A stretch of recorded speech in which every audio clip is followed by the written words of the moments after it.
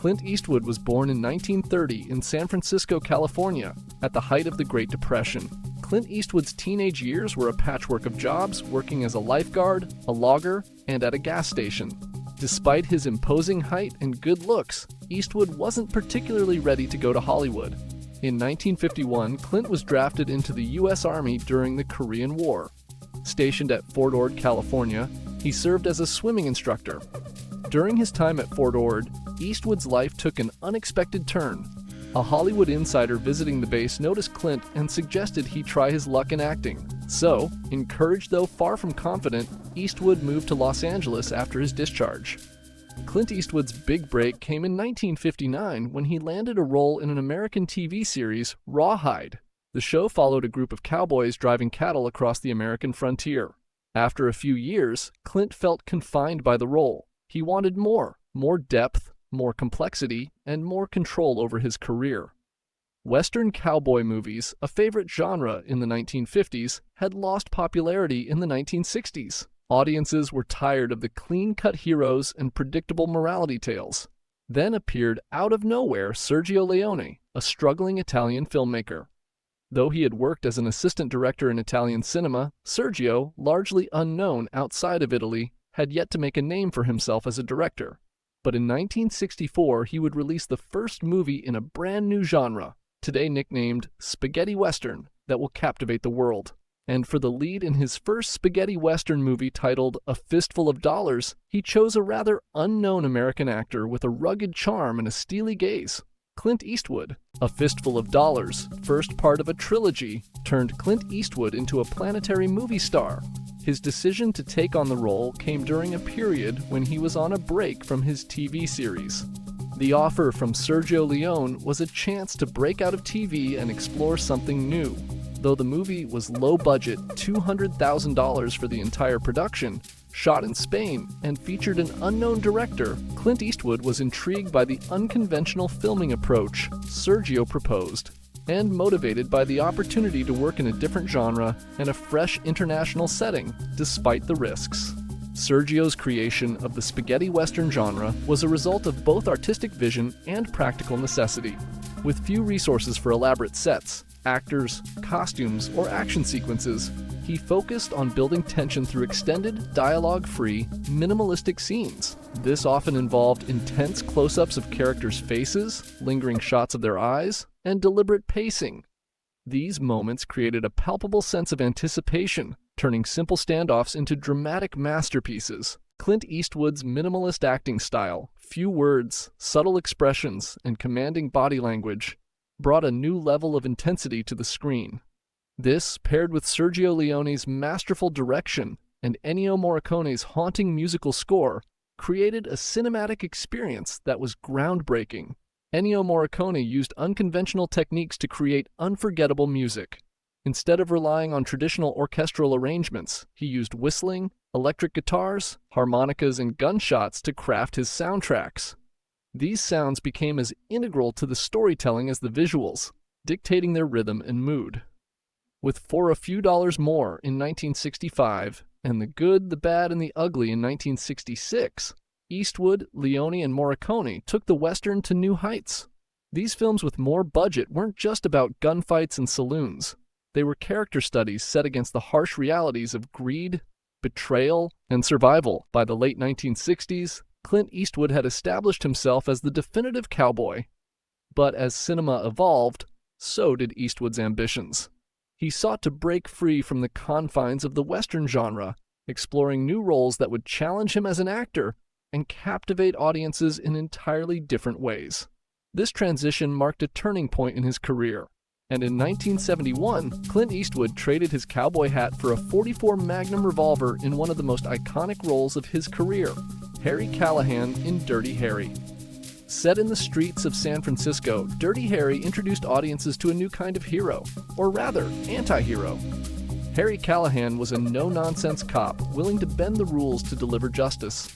In an era marked by rising crime and social unrest, Callahan's take-no-prisoners approach struck a chord with audiences. But Dirty Harry was more than just a thrilling crime drama. It was a lightning rod for controversy. While audiences embraced Harry Callahan's unorthodox methods, critics questioned the film's portrayal of vigilante justice. Was Callahan a hero standing up to a broken system, or was he a dangerous symbol of authoritarianism? The debate raged on, fueling the film's notoriety and making it a cultural phenomenon. In 1979, he once again proved his range as an actor with Escape from Alcatraz, directed by Don Siegel. Based on a true story, the film followed Frank Morris, a cunning inmate determined to break out of the supposedly inescapable prison. Eastwood's portrayal of Morris was restrained yet compelling, capturing the intelligence and quiet determination of a man desperate for freedom. In 1971, Clint Eastwood made his directorial debut with Play Misty for Me, a psychological thriller in which he played a radio DJ targeted by a fan whose infatuation spirals into violence. The film was a stark departure from his tough guy image, delving into themes of obsession, manipulation, and fear. In the 1970s and 1980s, Eastwood honed his skills as a director, taking on projects that reflected his evolving artistic sensibilities. Films like High Plains Drifter and The Outlaw Josie Wales showcased his ability to blend moral complexity with visual storytelling. He brought a unique sensibility to the westerns he directed, creating darker, more introspective narratives. His approach was minimalist, letting the story and characters take center stage. He was known for his efficiency on set, often finishing shoots ahead of schedule and under budget, earning him the respect of actors and crew alike. In 1992, he released what many consider his masterpiece, Unforgiven, a dark and unflinching exploration of violence, morality, and redemption. The film marked a turning point not just in his career, but in the Western genre as a whole. The film stripped away the romanticism of the Western, presenting a raw and brutally honest portrayal of frontier justice. The critical and commercial success of Unforgiven was undeniable.